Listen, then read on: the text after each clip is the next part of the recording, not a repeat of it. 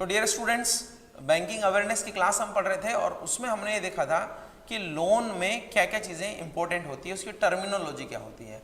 हमने interest rate के बारे में जाना, MCLR के बारे में जाना, इवन रेपो लिंक्ड रेट के बारे में जाना, और हमने ये देखा कि MCLR की कैलकुलेशन कैसे होती है। इंटरेस्ट रेट के बाद में हमने ये भी देखा कि बैंकों को कहाँ कहाँ बाउंड किया जाता है कि आपको लोन दिया ही जाना है। तो 40% का हमने क्राइटेरिया देखा, वो सारी चीज़ें हमने बात की। अब आज जो हम पढ़ने वाले हैं वो सबसे इंपॉर्टेंट टॉपिक है बैंकिंग अवेयरनेस के अकॉर्डिंग, यानी कि हम बात करने वाले हैं जो लोन में प्रॉब्लम्स आ रही है बैंकों को भी रिसेंट टाइम में, उसके बारे में, NPA के बारे में हम डिस्कशन करने वाले हैं आज। और NPA जो है अभी प्रेजेंट टाइम में सबसे मेजर प्रॉब्लम है बैंकिंग सेक्टर की। तो NPA क्या है, NPA कैसे होता है, NPA करने से बैंकों को क्या नुकसान है, क्या फ़ायदा है, क्यों बैंक NPA कैटेगराइज करें ही करें, उससे हमारा क्या हमें क्या हो सकता है, अगर कोई बैंक अपना NPA छिपाता है तो हमारे ऊपर क्या इम्पैक्ट पड़ेगा, इन सारी बातों के बारे में जानेंगे। तो थ्योरेटिकल एस्पेक्ट ज़्यादा है, प्रिंसिपल एस्पेक्ट ज़्यादा है, फैक्चुअल एस्पेक्ट यहाँ पर कम है। फैक्चुअल एस्पेक्ट तो बहुत ईजी है कि 1993 में गवर्नमेंट ऑफ इंडिया ने ये शुरू किया था, इसका जो है ना asset classification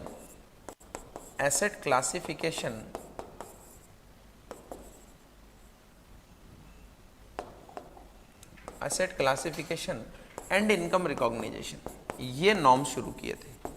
asset classification and income रिकॉग्निजेशन, तो ये नॉर्म्स कब शुरू किए थे, ये नॉर्म शुरू किए गए थे सरकार के द्वारा 1993 में। तो एक तो ये आपका 1993 याद रखना है। और NPA की फुल फॉर्म तो आपको पता ही होगी, नॉन परफॉर्मिंग एसेट। हिंदी में इसको बोलते हैं गैर निष्पादित संपत्तियां। क्या बोलते हैं हिंदी में? गैर निष्पादित संपत्तियां या संपत्ति।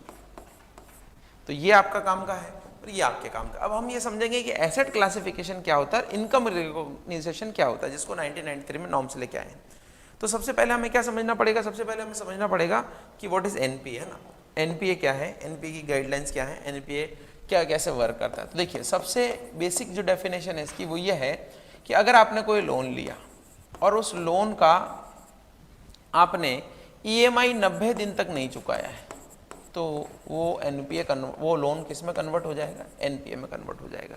आपने बाइक लोन लिया, व्हीकल लोन लिया, कोई और भी लोन लिया, तो अगर आप उसका EMI 90 डेज तक नहीं चुका रहे हैं, जिसमें प्रिंसिपल भी शामिल है, आपका इंटरेस्ट भी बना हुआ है, कुछ भी नहीं चुकाया आपने, 1 रुपया भी नहीं चुकाया 90 डेज तक, तो फिर वो लोन क्या हो जाएगा? NPA हो जाएगा। बेसिक डेफिनेशन इसलिए बोल रहा हूँ कि कैश क्रेडिट के संदर्भ में अलग डेफिनेशन है, वहाँ पर 6 महीने तक कोई ट्रांजेक्शन नहीं करते तो अलग है। एग्रीकल्चर फील्ड में NPA अलग होता है, वहाँ पर अगर 1 साल एक फसल होती है तो फसल टाइम के बाद में जब क्रॉप आप हार्वेस्ट कर लेते हैं, उसको बेचने के बाद भी पैसा नहीं चुकाते हैं, 1 क्रॉप सीजन 2 क्रॉप सीजन नहीं चुकाते हैं, तो फिर आपका NPA हो जाता है। तो वहाँ हमें जाना नहीं है, क्योंकि वो एक अलग मामला है। आपका सिर्फ ये देखना है कि बेसिक डेफिनेशन ये है, और जो ऑलमोस्ट सारे लोन पे लागू होती है, कि 90 दिन तक अगर आप अपना प्रिंसिपल और इंटरेस्ट कुछ भी पे नहीं कर रहे हैं तो आपका लोन हो जाएगा NPA। अब सवाल यहाँ पर यह आता है कि अगर मान लो मैं इंटरेस्ट पे कर दूँ तो, या फिर सवाल ये आता है कि अगर मान लीजिए मैं प्रिंसिपल पे कर दूं तो अब आप ये समझिएगा, इसको बहुत आसानी से मैं आपको ये बताने जा रहा हूं कि मान लीजिए आपकी किस्त 90,000 थी। आपकी किस्त कितनी थी? 90,000। या फिर आप ऐसे मानिए कि आपकी किस्त जो है 30,000 थी, 90,000 की बजाय 3 महीने का आंकड़ा आ जाएगा। आपकी किस्त कितनी थी? 3,000। ये 1 महीने की किस्त है, यानी 30 दिन की किस्त है 30,000 रुपये। तो पर डे का हिसाब से आपको कितना पैसा देना है? 1,000 रुपये। अब अगर आप 1 महीना नहीं चुकाते, 1 महीना नहीं चुकाते तो कितना ड्यू हो जाएगा आपका? 30,000 ड्यू हो जाएगा। दूसरे महीने नहीं चुकाते तो कितना ड्यू हो जाएगा? 30,000 ड्यू हो जाएगा। तीसरे महीने नहीं चुकाएंगे तो कितना ड्यू हो जाएगा? 30,000 ड्यू, यानी टोटल कितना ड्यू हो जाएगा? 90,000 रुपये। इसमें प्रिंसिपल भी है, इंटरेस्ट भी है, सारी चीजें। 90,000 रुपये आपका बैंक का बकाया। कितने दिन से नहीं चुका रहे आप? पहला महीना, दूसरा महीना, तीसरा महीना, यानी 90 दिन तक आपने पैसा नहीं चुकाया और पर डे के 1000 के हिसाब से 90,000 आपके ड्यू है। तो बैंक यहां जाकर आपको NPA कैटेगराइज कर देगा। करने से क्या फायदा होगा वो भी हम जानेंगे, लेकिन आप ये सोचिए, मान लेते हैं कोई व्यक्ति 10,000 जमा करा देता है, बैंक वाले बहुत प्रेशराइज कर रहे हैं, घर पे जा रहे हैं, पड़ोसी सुन रहे हैं, देख रहे हैं, बीवी ताने मार रही है, बहुत सारी चीजें हो रही है, आपने सोचा 10,000 तो जमा करा ही देते हैं। तो 10,000 जमा कराने से संकट टलेगा नहीं, संकट कुछ समय के लिए आगे चला जाएगा। कुछ समय के लिए आगे चला जाएगा। इसका मतलब कि 10,000 का पैसा पर डे 1000 के हिसाब से आपने कितने दिन का चुकाया? 10 दिन का पैसा चुका दिया। 10 दिन का चुका दिया। ड्यू बैंक एनपीए कितने दिन ड्यू होने के बाद एनपीए होता है? 90 दिन ड्यू होने के बाद एनपीए होता है। अब आपके 90 दिन का पैसा ड्यू है, अगर उसमें से आपने 10 दिन का चुका दिया तो भी कितने दिन का ड्यू है? 80 दिन का ड्यू है।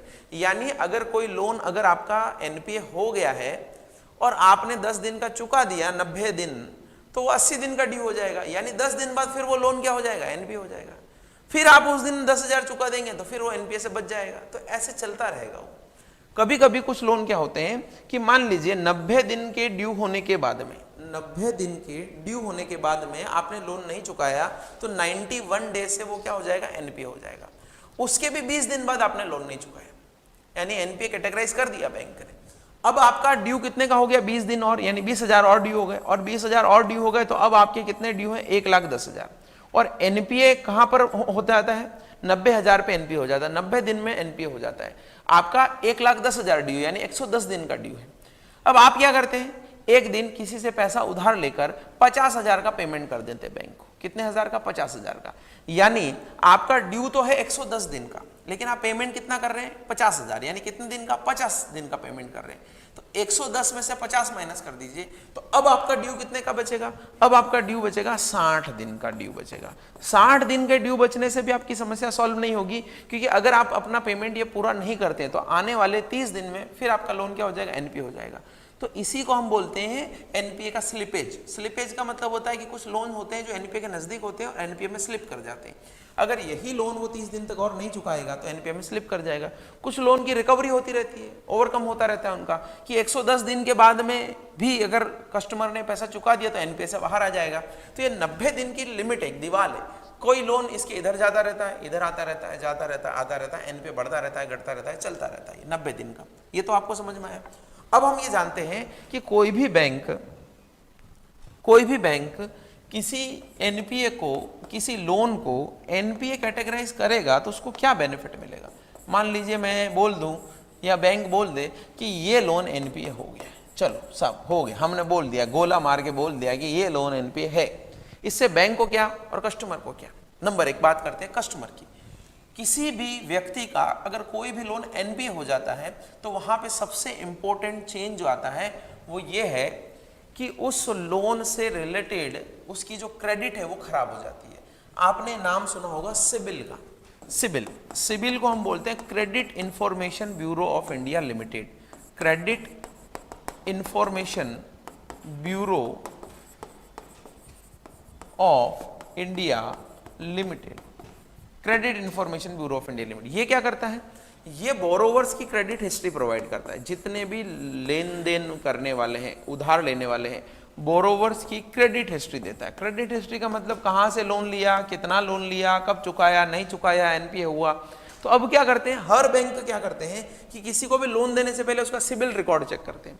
सिबिल रिकॉर्ड चेक करते हैं तो मान लीजिए किसी व्यक्ति का कोई लोन एनपीए है, तो भविष्य में वो कहीं से भी लोन लेगा तो वो एनपीए का डेटा सिबिल पकड़ लेगा आपका। तो कस्टमर को ये नुकसान है कि उसका जो क्रेडिट स्कोर है ना वो गिर जाता है, और क्रेडिट स्कोर गिरने से उसको गलत नज़र से बैंक देखते हैं कि ये लोग जो है पहले भी फ्रॉड कर चुका है या पहले भी डिपॉजिटर डिफॉल्ट हो चुका है, तो उसको लोन न दिया जाए। तो कस्टमर को तो ये नुकसान है। बैंक को क्या फायदा, क्या नुकसान है?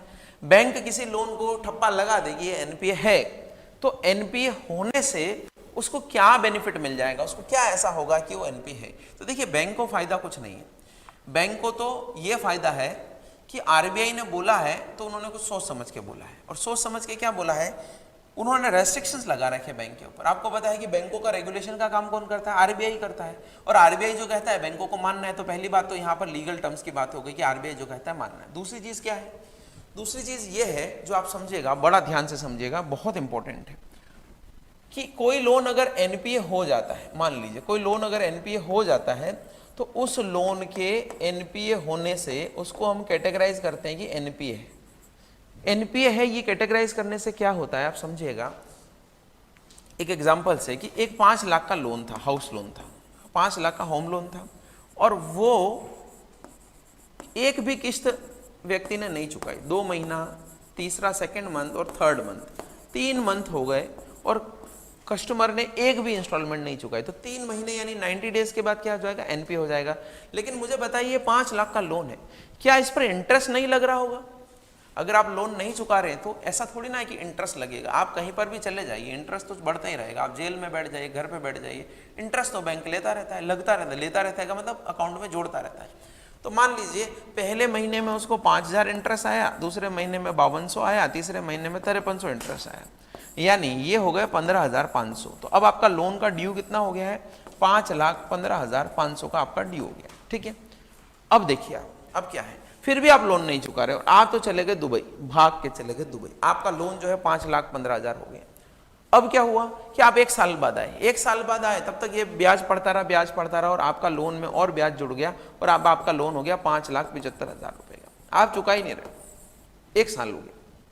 अब आप समझिएगा, साल के अंत में वो बैंक क्या करेगा, अपने खातों का जो है डिस्पोजल करेगा या अपने खातों को लेजर बना के अपना प्रॉफिट शो करने की कोशिश करेगा। तो मुझे बताइए कि ये जो ब्याज है ना, ये बैंक के लिए क्या है? बैंक के लिए प्रॉफिट है, बैंक के लिए इनकम है, या बैंक के लिए एक्सपेंडिचर है? अगर आप ये बात समझते हैं तो आपको सारी कहानी समझ में आ जाएगी। अगर कोई बैंक कोई लोन देने से इंटरेस्ट अगर उसको अर्न होता है तो वो क्या है, उसका प्रॉफिट है, उसका एक्सपेंसेस नहीं है, प्रॉफिट है। तो बैंक साल के अंत में क्या बोलेगा कि हमने देखो 5 लाख का लोन दिया था और आज वो लोन कितने का हो गया है, 5,75,000 का हो गया है। तो हमारी इनकम कितनी हो गई है, 75,000 हमारी ब्याज की इनकम हो गई है। हमें कितना ब्याज उस पर है, 75,000 का ब्याज है।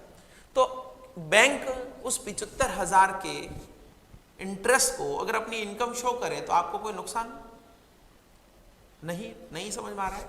नुकसान डेफिनेटली है। कैसे है? ये तो मैंने 75,000 की बात की। मान लीजिए अमाउंट जो है 750 करोड़ होता और बैंक को 750 करोड़ का इंटरेस्ट मिलता और बैंक अपना खूब वाहवाही लूट के 5 स्टार ग्रैंड होटल में ये समारोह करके बोलता कि इस साल 750 करोड़ का इंटरेस्ट हमने खातों में लगाया। लेकिन आप तो इंप्रेस हो जाएंगे, इन्वेस्टर्स इंप्रेस हो जाएंगे, सब लोग इंप्रेस हो जाएंगे, लेकिन बैंक जानता है अंदर की कंडीशन क्या है कि ये 75,000 उसको मिले ही नहीं है, या वो 750 करोड़ उसको मिले ही नहीं है। एक्चुअली ये तो डूबने वाले हैं और जो अमाउंट डूबने वाला है आपके पास आया ही नहीं, आप उसको इनकम बता के अपने खातों में शामिल कर रहे हो। इसका मतलब आपके जो फाइनेंशियल स्टेटमेंट्स है, बैलेंस शीट है, प्रॉफिट एंड लॉस है, उसको आप सही तरीके से नहीं बता रहे हो, इन्वेस्टर को सही तरीके से नहीं बता रहे हो सकता है बैंक एकदम कोलैप्स कर जाए, बैंक क्या उसके साथ में उसकी इकोनॉमी भी कोलैप्स कर जाए, ऐसा भी हो सकता है। आरबीआई आपको रेगुलेट करने वाला है, वो ये कंडीशन नहीं चाहता है, इसलिए उसने बोला कि एनपीए को क्लासिफाई करिए। क्योंकि अगर एकदम पता लगेगा कि इस बैंक को 1,000 करोड़ का नुकसान है तो उसके इन्वेस्टर डूब जाएंगे, जनता का पैसा डूब जाएगा, सरकार को प्रॉब्लम हो जाएगी, इकोनॉमी की हालत खराब हो जाएगी। तो ये जो 750 करोड़ है ना, वो अगर ये बताता है कि हमारा इतना प्रॉफिट हुआ है तो पैसा तो आया नहीं। ये छोड़िए, ये मूल धन आए वो भी बड़ा मुश्किल है। ये 5 लाख रुपए जो आए ना वो भी बड़ा मुश्किल है। आपको तो वो 75,000 का प्रॉफिट दिख रहा है, मैं ये कह रहा हूँ कि 5 लाख भी डूब जाएगा आपका। तो अब 2 चीजें निकल के आई कि एनपीए करने से क्या होगा, एनपीए करने से बैंक को, एनपीए कैटेगराइज करने से बैंक को जो इंटरेस्ट की इनकम है ना, ये जो इंटरेस्ट की इनकम है, इस इनकम को वो सस्पेंस अकाउंट में डालेगा। सस्पेंस अकाउंट का मतलब ये है कि वो ये बताएगा कि ये हमारी इनकम एक्चुअली है नहीं, अगर भविष्य में हुई तो हो सकती है कि वो पैसा जमा कराए तो आ जाए। तो सबसे पहले तो आप एक पाप करने से बच गए कि आप जो है इंटरेस्ट इनकम, अपना इंटरेस्ट इनकम अपने प्रॉफिट में शामिल करने से बच गए, जो आपकी इनकम थी ही नहीं। एक चीज तो ये की आपने। दूसरी चीज क्या करेंगे, दूसरी चीज जो आपका मूलधन है, इंटरेस्ट की बात नहीं कर रहा हूं, जो आपका प्रिंसिपल है, प्रिंसिपल कितना था आपका, प्रिंसिपल था आपका 5 लाख रुपए। तो जो आपका प्रिंसिपल है ना, उसके लिए भी तो कुछ करिए, वो भी तो रिकवरी नहीं हो पा रही। तो आप क्या करेंगे, एक तो आपका प्रॉफिट में आप इंटरेस्ट लेके जाए, एक आपके प्रॉफिट में आपने इंटरेस्ट न ले जाकर प्रॉफिट को बढ़ने से बचा लिया, और वो प्रॉफिट जो बढ़ता वो डेटा फेक होता, क्योंकि आप अगर अपना जो इनकम आया ही नहीं है वो अगर प्रॉफिट में शामिल कर देते तो उससे क्या होता, उससे प्रॉफिट तो बढ़ जाता, लेकिन वो प्रॉफिट आपको अर्न नहीं हुआ था। तो आपने अपने प्रॉफिट को एक लिमिट पर कर दिया। मान लीजिए मैं कहता हूं आपका प्रॉफिट इस लेवल पे था, अगर आप इंटरेस्ट ऐड कर देते तो आपका प्रॉफिट और ऊपर चला जाता, इस लेवल पे चला जाता इंटरेस्ट ऐड करने के बाद। तो आपने क्या किया, इंटरेस्ट ऐड नहीं किया, इंटरेस्ट ऐड नहीं किया तो आपका प्रॉफिट इस लेवल पे है। अब आप इस प्रॉफिट को और नीचे लेके आइए। और नीचे क्यों लेके आएंगे, क्योंकि आप क्या कर रहे हैं कि वो जो मूलधन है ना 5 लाख रुपए का, उसके लिए भी अपने प्रॉफिट में से कुछ पैसा निकाल रहे हैं। हर साल कुछ पैसा निकालेंगे, हर बार कुछ पैसा निकालेंगे, ताकि वो 5 लाख के एवज में आप एक पैरेलल असेट खड़ी कर दें। तो अगर कभी भी वो 5 लाख का लोन डूब जाता है तो you have some amount as a cushion to cover the risk, यानी आपके पास कुछ पैसा है उस रिस्क को कवर करने के लिए। क्योंकि ये तो 5 लाख का एग्जाम्पल है, मान लीजिए 5,000 करोड़ का लोन हो और एक दिन एक सिंगल डे बैंक को पता लगे कि आपके 5,000 करोड़ डूब गए हैं, तो आपके पास कुछ भी नहीं है। अगर उस 5,000 करोड़ के लिए आप हर साल 1,000 करोड़ का प्रॉफिट निकालते गए कि मान लीजिए 5,000 करोड़ कभी डूब जाएगा तो मेरे पास ये पैरेलल असेट बनती जा रही है, तो इसकी रिकवरी मैं इस प्रॉफिट में से निकाल लेता हूं, अभी प्रॉफिट में से बचा के रखता हूं, वहां से कर दूंगा। तो उससे क्या होगा, आपका हर साल 1,000 करोड़ का प्रॉफिट कम होगा, क्योंकि वो 1,000 करोड़ आपने एक अलग रख दिए, कुशन बना लिया, प्रोविजनिंग कर दी, उसी को हम बोलते हैं प्रोविजनिंग। तो आपका प्रॉफिट और कम हो गया। तो अब जो ये प्रॉफिट का लेवल है ना, ये है तो कम, ये प्रॉफिट का लेवल जो है वो है तो कम, लेकिन वो प्रॉफिट का लेवल आपके एक्चुअल के अकॉर्डिंग है, आपकी वास्तविक फाइनेंशियल स्थिति के अकॉर्डिंग है। तो आपने क्या किया, सबसे ऊपर के लेवल पर प्रॉफिट नहीं बताया, नीचे लेवल पे बताया, क्योंकि आपने इंटरेस्ट शामिल नहीं किया अपनी इनकम में। उससे भी नीचे बताया, उससे भी नीचे क्यों बताया, क्योंकि थोड़ा पोर्शन आपने क्या किया, अपनी प्रोविजनिंग में लगा दिया, और वो जो प्रोविजनिंग की आपने वो एक पैरेलल असेट आप क्रिएट करते रहे। अब आपके मन में काफी सारे सवाल होंगे कि ये 5 सालों तक चलता रहेगा क्या, कब तक ऐसा चलता रहेगा, बहुत सारी चीजें आपके मन में होंगी, तो उन्हीं के बारे में हम डिस्कस करने वाले हैं। लेकिन पहले आप समझ लीजिए कि मैंने आपको 2 बातें बोली है। एक तो ये कि आप जो है इंटरेस्ट को क्या करिए, सस्पेंस में डालिए, उसको इनकम में शामिल मत करिए, इंटरेस्ट को सस्पेंड अकाउंट में डालिए। दूसरा मैंने क्या बोला कि आप अपनी प्रॉफिट में से कुछ पैसा निकालिए और उससे क्या करिए, प्रोविजनिंग करिए। अब आप देखिए, इन दोनों से आपका प्रॉफिट तो कम होगा, इंटरेस्ट जो आने वाला था वो नहीं आया तो प्रॉफिट कम हो गया, और प्रॉफिट जो आया उसमें से भी कुछ पैसा प्रोविजनिंग के लिए निकाल लिया आपने, उससे भी प्रॉफिट कम हो गया। प्रॉफिट तो कम होगा, लेकिन इसके बाद में जो आपका प्रॉफिट बचेगा वो प्रॉफिट क्या होगा, एक्चुअल प्रॉफिट होगा, वो एक्चुअल वास्तविक प्रॉफिट होगा। इससे क्या फायदा होगा, आरबीआई को यह फायदा होगा कि बैंकों को रेगुलेट कर पा रहा है, डूबने से बचा पाएगा। सरकार को यह फायदा होगा कि इकोनॉमी कोलैप्स नहीं करेगी एक साथ में। इन्वेस्टर को फायदा होगा कि उसके साथ में धोखा नहीं हो रहा है, उसको गलत डेटा बता के इन्वेस्टमेंट नहीं लिया गया। तो ये कई सारी चीजें, इन्वेस्टर्स को भी फायदा होगा, और आम जनता जो पैसा लगाती है अपना पैसा डूबेगा नहीं। तो कई सारी चीजें होती है, अगर पैसा डूब जाता कई लोग तो आत्महत्या कर लेते हैं, ये सारी चीजें जो रुक सकती हैं। अब मैं जो बता रहा हूं वो समझिएगा कि ये जो सस्पेंस अकाउंट में इंटरेस्ट डालना है ना, ये तो हम डालते रहेंगे। कब तक डालते रहेंगे, जब तक वो असेट एनपीए में है। जैसे कभी वो रिकवरी हो जाएगी तो सस्पेंस में डाला हुआ जो पैसा है तो रिकवरी होने पर एक्चुअल आ जाएगा, और एक्चुअल आ जाएगा तो प्रॉफिट में शामिल कर लेंगे, यहाँ तो कोई नहीं। लेकिन ये जो प्रोविजनिंग की मैं बात कर रहा हूं ना, इसको हिंदी में हम प्रावधानीकरण बोलते हैं, प्रावधानीकरण करना। तो ये प्रावधान जो है एसेट की हालत के अकॉर्डिंग होता है। अगर कोई व्यक्ति थोड़ा बीमार है तो थोड़ा पैसा लगेगा, ज्यादा बीमार है ज्यादा पैसा लगेगा, उससे भी ज्यादा बीमार है उससे भी ज्यादा पैसा लगेगा। तो आपको क्या देखना है कि हालत कैसी है उस असेट की, उसके अकॉर्डिंग आपको प्रोविजनिंग करना है। यानी यहां पर आपका टर्म आता है एसेट क्लासिफिकेशन। क्या टर्म आता है, एसेट क्लासिफिकेशन। यानी आपको उस एसेट को क्या करना है, क्लासिफाई करना है। अगर आप इस एसेट को क्लासिफाई करेंगे तो जिसके अकॉर्डिंग आप क्लासिफाई करेंगे, जो स्टेटस आप बताएंगे उसके अकॉर्डिंग ही प्रोविजनिंग होगी। कहीं पर लोन की 10% प्रोविजनिंग होती है, 5 लाख की 50,000 प्रोविजनिंग होती है, कभी 5 लाख की 20% यानी 1 लाख रुपए प्रोविजनिंग होती है, कभी पूरा 5 लाख की प्रोविजनिंग करना पड़ेगा। ये एसेट के क्लासिफिकेशन के अकॉर्डिंग डिपेंड करेगा। और दूसरा मैंने आपको जो टर्म यूज किया था वो है इनकम रिकॉग्निजेशन। क्या है, इनकम रिकॉग्निजेशन। तो इनकम रिकॉग्निजेशन का तो मैंने आपको बता दिया मामला। क्या बता दिया कि इनकम वही लीजिए जो एक्चुअल में है, जो रिकॉग्नाइज हो गई है, उसी को इनकम को प्रॉफिट में शामिल करिए। तो ये इंटरेस्ट से रिलेटेड जो भी प्रावधान है वो कहते हैं इनकम रिकॉग्निजेशन के। यानी कि आपको इनकम रिकॉग्नाइज हुई है तो ही ठीक है, नहीं तो सस्पेंस अकाउंट में डालिए। दूसरा आपका जो प्रॉफिट के लिए मैंने प्रोविजनिंग बताई वो संबंधित है असेट क्लासिफिकेशन से। यानी जैसे आप असेट क्लासिफाई करेंगे वैसे ही आपकी प्रोविजनिंग डिपेंड करेगी। तो अभी मुझे लगता है कि आपको एनपीए की ओवरऑल गणित समझ में आ गई होगी कि एनपीए क्या है, कब एनपीए होता है, एनपीए होने के बाद रिकवर हो सकता है क्या, बिल्कुल हो सकता है। जितना पैसा आप जमा कराओगे उसके अकॉर्डिंग रिकवर होगा। कभी भी आपका ड्यू जो है 90 डेज से अबव नहीं जाना चाहिए। अगर आप एक दिन का भी पैसा जमा कराएंगे 90 दिन के ड्यू में तो 89 डेज का ड्यू हो जाएगा, तो अगले दिन वो एनपीए होगा, एक दिन बच जाएगा। इसी तरीके से कई लोग गणित क्या लगाते हैं, उसको हम बोलते हैं एवरग्रीनिंग ऑफ लोन।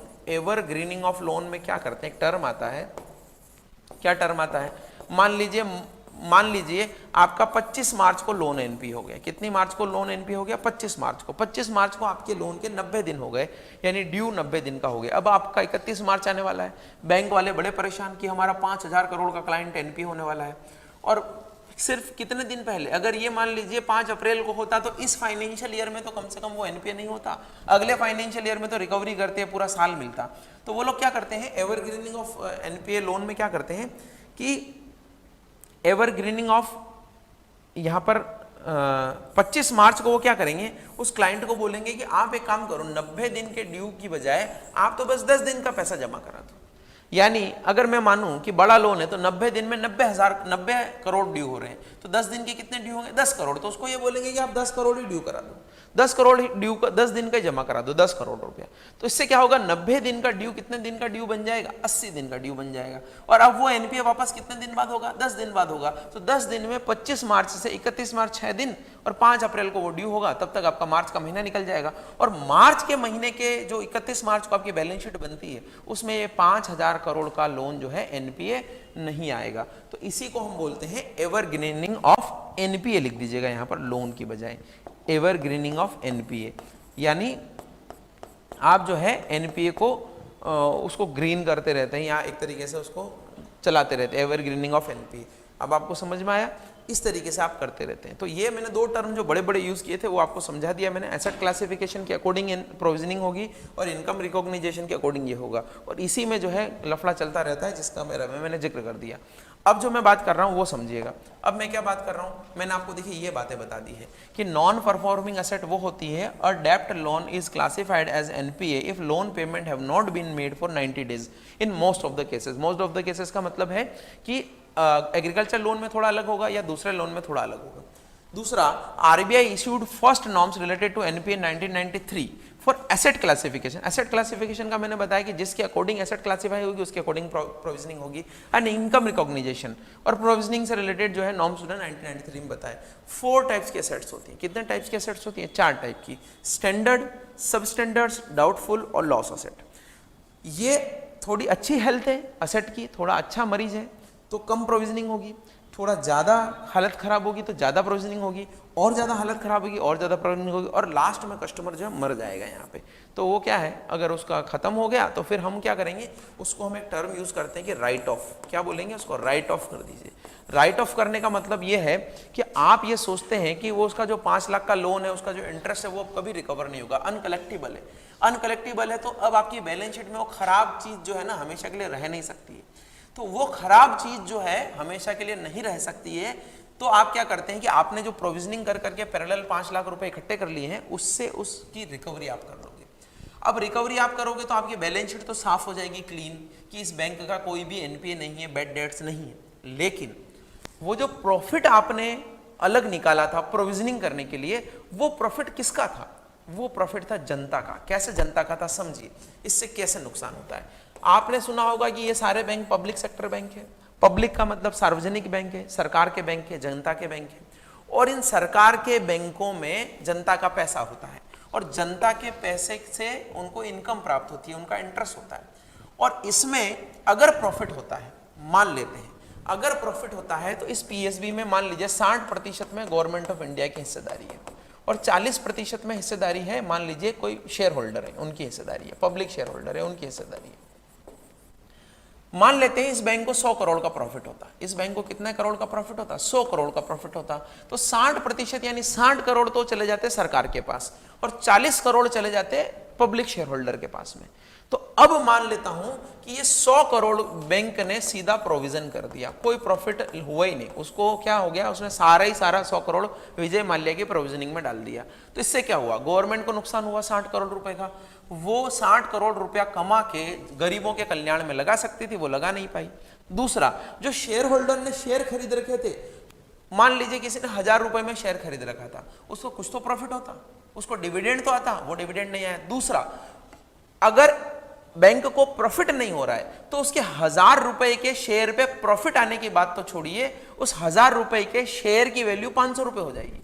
यानी उसके भी मूल पर ही उसको नुकसान हो रहा है, उसके प्रिंसिपल अमाउंट जो उसने 1000 रुपए इन्वेस्ट किया उस पर तो नुकसान हो ही रहा है, उसको प्रॉफिट भी नहीं मिल रहा है, उसके मूल पर भी नुकसान हो रहा है। अगर ये 100 करोड़ का प्रॉफिट बैंक कमाता, प्रोविजनिंग में नहीं डालता, एनपीए की रिकवरी के लिए नहीं डालता, तो वो 100 करोड़ के कारण उसका जो 40 करोड़ का प्रॉफिट पब्लिक को मिलता, तो उस 40 करोड़ के प्रॉफिट में से कुछ हिस्सा उस एक शेयर को भी जाता, और वो प्रॉफिट तो मिलता ही मिलता, 1000 रुपए की वैल्यू में भी वैल्यू एडिशन होता। हो सकता है वो शेयर कल से 1100 रुपए का हो जाता, तो 100 रुपए तो उसका वैल्यू एडिशन होता और 20-25 रुपए का उसका प्रॉफिट होता, यानी एक साल में 1000 पे 1150 हो जाता, यानी 15% का प्रॉफिट उसको मिलता। तो 15% के प्रॉफिट की बजाय वो तो उसको लॉस हो गया, 50% का लॉस हो गया, क्योंकि 1000 रुपए से उस शेयर की वैल्यू 500 रुपए आ गई। तो अब आपको क्लियर आ रही है पिक्चर कि एनपीए होने से क्या दिक्कतें आती है। हमें तो पता ही नहीं लगता कि विजय माल्या के कितने हजारों करोड़ रुपए सरकार ने बोला है कि उनको राइट ऑफ कर दीजिए। राइट ऑफ करने का मतलब 5 लाख रुपया जो आपने लिया है लोन, अगर वो नहीं दे रहा है तो आपने प्रॉफिट में से 5 लाख रुपया निकाल रखा, तो इससे बोलिए कि हो गया लोन कंप्लीट, लोन आ गया। सरकार के पास दूसरे ऑप्शन क्या होते हैं, बैंकों के पास क्या होते हैं कि उसकी असेट को वो क्या करे, असेट को नीलाम कर दे, बहुत सारी चीजें कर दे, लेकिन नीलामी से उतना पैसा आता नहीं है। मान लीजिए 5 लाख का लोन लिया था, तो नीलामी से कभी 2 लाख रुपया आए, तो 3 लाख तो उनको निकालना पड़ेगा ना। यही केस विजय माल्या के केस में है, उनके हीरे जवाहरात जब्त कर लिए, प्रॉपर्टीज जब्त कर ली, लेकिन फिर भी 8000 करोड़ नहीं हो रहे। मैं तो कहता हूँ 2000 करोड़ कम पड़ गए, तो 2000 करोड़ बैंक का जो प्रॉफिट है वही तो वहां पर राइट ऑफ होने के लिए जाएगा। तो ये आपकी चीजें हैं। तो ये स्टैंडर्ड असेट है, सब स्टैंडर्ड असेट है, डाउटफुल है और लॉस असेट, इन 4 में कैटेगरीज होती है और धीरे धीरे हेल्थ डाउन होती जाती है। लॉस असेट का मतलब है कि अब वो रिकवर नहीं होगी। अब इसके लिए क्या क्या प्रोविजनिंग होती है, क्या क्या प्रोविजनिंग होने का मतलब है कि किस असेट की किस स्टेज में कितनी प्रोविजनिंग होगी, तो ये मैं आपके लिए लिख कर लेके आया हूं। इसमें देखिए, सबसे पहले अगर 1 से 30 दिन का ड्यू होता है, 1 से 30 दिन का ड्यू होता है, तो हम उसको बोलते हैं SMA0, special mentioned account. Special mention क्यों? क्योंकि देखिए आप रेड अलर्ट लग गया है या ऑरेंज अलर्ट लग गया थोड़ा, कि देखो ये इस महीने उसने किस्त नहीं दी है, 30 दिन का ड्यू हो गया, उसने किस्त नहीं दी है, तो फिर आपका SMA1 आएगा, SMA2 आएगा, यानी ये दूसरे महीने भी किस्त नहीं दी और तीसरे महीने भी किस्त नहीं दी। अब 90 दिन तक अगर उसने किस्त नहीं दी है, तो स्पेशल मेंशन्ड अकाउंट सीधा क्या हो जाएगा, एनपीए हो जाएगा। और एनपीए की ये 3 कैटेगरी है। मैंने अभी आपको 4 कैटेगरी बताई थी, मैंने आपको क्या बताई थी, 4 कैटेगरी, स्टैंडर्ड, सब स्टैंडर्ड, डाउटफुल, लॉस। तो ये तीनों कैटेगरी जो नीचे वाली है ये तो एनपीए की है, और ये जो स्टैंडर्ड कैटेगरी है ना, ये स्टैंडर्ड कैटेगरी है, ये एसएमए जो है ना, ये स्टैंडर्ड कैटेगरी में। यानी अगर पूछे कि टोटल कितनी कैटेगरीज हैं, तो 4 कैटेगरी है, स्टैंडर्ड, सब स्टैंडर्ड, डाउटफुल और लॉस। अगर पूछे एनपीए की कितनी है, तो एनपीए की 3 है, क्योंकि ये एनपीए की कैटेगरी में नहीं है। अभी लोन ड्यू चल रहा है, और वो जो लोन ड्यू चल रहा है ना, वो धीरे धीरे स्लिप हो रहा है एनपीए में, तो यहां तक तो एनपीए नहीं हुआ, तो ये स्टैंडर्ड है। फिर सब स्टैंडर्ड आ जाएगा, डाउटफुल आ जाएगा, लॉस आ जाएगा। तो यहां पर मैंने डेफिनेशन लिख रखी है कि अगर एक सब standard asset would be one, कौन सी होगी, which has remained NPA for a period of less than और इक्वल टू 12 मंथ्स, यानी 12 महीने तक वो जो है अगर एनपीए रहता है, 12 महीने तक वो रहेगा तो सब स्टैंडर्ड में कहलाएगा। 90 दिन के बाद में 12 महीने तक वो किस में कहलाएगा, सब स्टैंडर्ड में कहलाएगा। अगर 12 महीने तक भी वो लोन की रिकवरी नहीं होती है, तो फिर 12 महीने के बाद उसको क्या कहला दिया जाएगा, डाउटफुल असेट कहा दिया जाएगा। और डाउटफुल असेट के बाद में अगर ऐसा लगता है 2-3 साल या जितने भी टाइम कि वो रिकवर नहीं हो पा रहा है, यहां पर क्या है, loss asset is one where loss has been identified by the bank, bank के द्वारा लॉस आइडेंटिफाई कर लिया गया है, और इंटरनल और एक्सटर्नल ऑडिटर के द्वारा भी ये बोला गया, और द आरबीआई इंस्पेक्शन के द्वारा ये बोला गया है कि amount has not been written off, amount written off नहीं हुई है। In other words such an asset is considered uncollectible, अगर दूसरे शब्दों में कहा जाए तो असेट कलेक्टिबल नहीं है और अमाउंट रिटन ऑफ नहीं हुई है, तो अब हमें उसको राइट ऑफ करना पड़ेगा, और राइट ऑफ करेंगे तो आपका एनपीए की कहानियां खत्म हो जाएगी, लेकिन वो आपके खून पसीने की कमाई से खत्म होगी। ऐसा कई सारी सरकारें कर चुकी है, हमें पता ही नहीं लगता है। हमें पता इसलिए नहीं लगता क्योंकि हम शेयर मार्केट में इन्वेस्ट नहीं कर रखा है, हमें पता इसलिए नहीं लगता कि सरकार को कितनी इनकम हो रही है, वो अगर इनकम होती तो हमारे लिए वो पैसा यूज करती, उसको भी इनकम नहीं हो रही, क्योंकि पब्लिक सेक्टर बैंक में तो गवर्नमेंट भी शेयर होल्डर है ना। दूसरा प्रोविजनिंग, प्रोविजनिंग प्रावधान कितना करना पड़ता है, देखिए स्टैंडर्ड असेट में भी प्रावधान करना पड़ता है। स्टैंडर्ड असेट में क्या प्रावधान करना पड़ता है, केवल 0.25%, यानी अगर वो एनपीए नहीं है फिर भी आप प्रोविजनिंग करिए थोड़ी बहुत, ताकि आपके प्रॉफिट कम होकर आएंगे तो एक्चुअल स्थिति पता लगेगी। तो एमएसएमई के लिए अलग होता है, कमर्शियल और रियल एस्टेट के लिए अलग होता है, अदर के लिए अलग होता है, जिसमें ज्यादा रिस्क है उसके लिए ज्यादा प्रोविजनिंग, कम रिस्क है कम प्रोविजनिंग। लेकिन ये आपको याद नहीं करना है, ध्यान रखिएगा, ये बस मैं बता रहा हूं कि प्रोविजनिंग होती है ऐसी। जैसे ही स्टैंडर्ड से सब स्टैंडर्ड हो जाती है, यानी एनपीए की कैटेगरी चालू हो जाती है, तो फिर उस पर देखिए सिक्योर्ड असेट है तो 15%, नॉन सिक्योर्ड अनसिक्योर्ड असेट है तो 25% की प्रोविजनिंग करना होती है, क्योंकि सिक्योर में तो थोड़ा बहुत रिकवर हो जाएगा उसकी सिक्योरिटी से, उसके द्वारा जो भी सिक्योरिटी घर दुकान मकान गिरवी रख रखा उससे, लेकिन अनसिक्योर्ड असेट में तो कोई रिकवरी नहीं होगी, तो ज्यादा प्रोविजनिंग करनी पड़ेगी। और डाउटफुल असेट में तो depending upon the category of asset और हेल्थ ऑफ द असेट, कैसी वो है, कैसी उसका चीजें हैं, कितनी रिकवरी हो सकती है, अगर सिक्योर्ड है नॉन सिक्योर्ड है तो उसके अकॉर्डिंग 25 से लगाकर 100% तक की रिकवरी होती है, प्रोविजनिंग होती है। और सबसे लास्ट में लॉस असेट में तो 100% की प्रोविजनिंग कर लेते हैं, जितना लोन है उतनी प्रोविजनिंग और उसको राइट ऑफ कर देते हैं, तो लॉस असेट। ये सारी चीजें मैंने आपको बता दी। तो ये चीजें डिपेंड करती हैं किस पर, एनपीए की कैटेगरी पर। तो मैंने आपको क्या क्या बताया आज, मैंने आपको बताया एसेट का क्लासिफिकेशन कैसे करना है, मैंने आपको बताया इनकम का रिकॉग्नाइजेशन करना है, इनकम हुई है कि नहीं हुई है ये मैंने आपको बताया।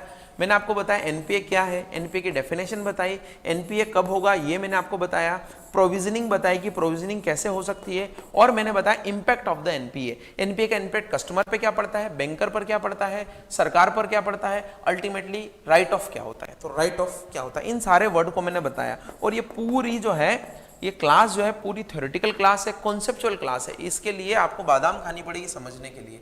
तो आप समझिएगा, इसमें कोई मसाला नहीं है कि आपको मजा आ जाएगा, लेकिन जो जो वर्ड्स मैंने बताए, जहां जहां मैंने इम्पैक्ट डाला है, वो वर्ड्स बहुत इंपॉर्टेंट है एनपीए की कहानी समझने के लिए। तो इसके बाद में जो आपका आता है स्पेसिफिकली, एक आध और मैंने डाल रखा है, एक टर्म आता है ग्रॉस एनपीए, एक आता है नेट एनपीए। तो ग्रॉस एनपीए क्या है, ग्रॉस एनपीए है उसमें से अगर आप प्रोविजनिंग माइनस कर देंगे तो नेट एनपीए आ जाएगा, यानी आपका टोटल जो एनपीए हो रखा है वो तो ग्रॉस एनपीए है। अगर आपने मान लीजिए 5 लाख का एनपीए हो गया आपका, 5 लाख का, उसमें से 2 लाख आपने प्रॉफिट में से निकाल के प्रोविजनिंग कर दी, तो आपका ग्रॉस नेट एनपीए क्या हो जाएगा, 3 लाख का एनपीए हो जाएगा। इसको हम परसेंटेज में शो करते हैं। परसेंटेज में कैसे शो करते हैं, मान लीजिए एक बैंक ने 1000 रुपए का लोन दे रखा है और उसका 150 रुपया एनपीए है, 150 रुपया क्या है, एनपी है, तो मैं कहूंगा कि उसका 15% एनपी है। कितना एनपी है, 15% एनपी है, क्योंकि उसने 100 रुपया 1000 रुपया लोन दे रखा है और 150 उसका एनपी है, तो 15% एनपी है। और अगर नेट एनपी है, मान लीजिए इस 150 में से उसने 80 रुपए की प्रोविजनिंग कर ली, 80 रुपए की प्रोविजनिंग कर ली, तो नेट एनपीए कितना हुआ, 70, 1000 पे 70, तो मैं कहूंगा कि उसका 7% एनपीए है। कितना परसेंट एनपीए, 7% एनपीए। तो ग्रॉस एनपीए और नेट एनपीए का परसेंटेज आपको बैलेंस शीट में मिल जाएगा, किसी भी बैंक की बैलेंस शीट देखिए वहां समझ में आ जाएगा।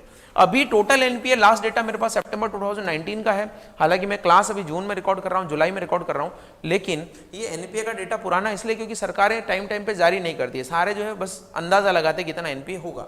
तो उस समय पूरे भारत में 9 लाख करोड़ का एनपीए था टोटल, और उसमें से भी 9 लाख करोड़ रुपए, ये जो है ना, ये टोटल एसेट का 9% होता है। जितना भी सारे बैंकों ने लोन दे रखा, पब्लिक प्राइवेट सबका 9% एनपीए करीब बैठता है। और आप कंपेयर कर सकते हैं, दिसंबर 2014 में केवल ये 3 लाख करोड़ था। तो मोदी सरकार की एक बड़ा अचीवमेंट आप इसको मान सकते हैं कि 3 लाख करोड़ से कितना 3-4 गुना एनपीए हो गया। हालांकि इसको बहुत रोकने की कोशिश की गई है, लेकिन ये एक हम लोकतंत्र में जी रहे हैं, तो एक आर्ग्यूमेंट बनता है कि एनपीए बहुत बड़ा है बैंकों का। तो ये स्थिति अभी है। इसमें भी मैं आपको बता दूं कि गवर्नमेंट बैंकों का एनपीए है 80%, जबकि गवर्नमेंट बैंकों का जो आपका बिजनेस का परसेंटेज है वो केवल 62-63% है। तो उनका बिजनेस का मार्केट में शेयर तो 62-63 है, लेकिन एनपीए में शेयर 80% है। तो ये इनएफिशिएंसी भी बताता है सरकारी कर्मचारियों की, ये हमें प्राइवेटाइजेशन की तरफ ले जाने के लिए मजबूर भी करता है। इसलिए मोदी सरकार जो है प्राइवेटाइजेशन की तरफ जा रही है, एक वो भी है, ठीक है। और ये एक छोटा सा आर्टिकल में से मैंने लिया था कि क्यों एनपीए बढ़ रहा है, क्या हो रहा है, इसको आप पढ़ लीजिएगा। एक बैड बैंक का कॉन्सेप्ट भी लेके आ रहे हैं, उसको नॉन परफॉर्मिंग लोन को उसको दे दें, वो तो अरुण जेटली ने कॉन्सेप्ट दिया था। तो ये सारी चीज़ें आपको क्लियर हो गई होगी। तो आज की क्लास हम यहीं पर खत्म करेंगे। अब आप समझिएगा कि एनपीए की कैलकुलेशन, क्लासिफिकेशन चीज़ें क्या है। अगर कुछ नहीं समझ में आए तो बताइएगा, और समझ में आया है, अगर मेरे वर्ड समझ में आए हैं तो ज़रूर लाइक और शेयर और सब्सक्राइब करें, नीचे कमेंट में भी डालिएगा। Thank you so much.